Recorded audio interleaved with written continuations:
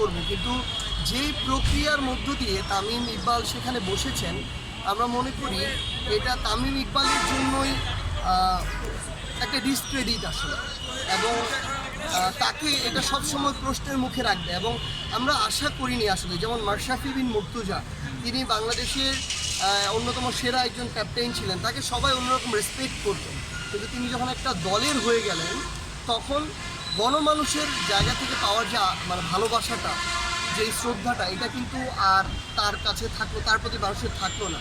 তো তামিম ইকবাল বাংলাদেশের অন্যতম ইতিহাসে একজন সেরা ক্রিকেটার হিসেবে নিজেকে একটা দলের মধ্যে এভাবে কুক্ষিগত করে ফেললেন এবং নিজেকে একটা পুতুল হিসেবে উপস্থাপন করলেন, এটা আমাদের সবার জন্য অত্যন্ত মানে কষ্টকর।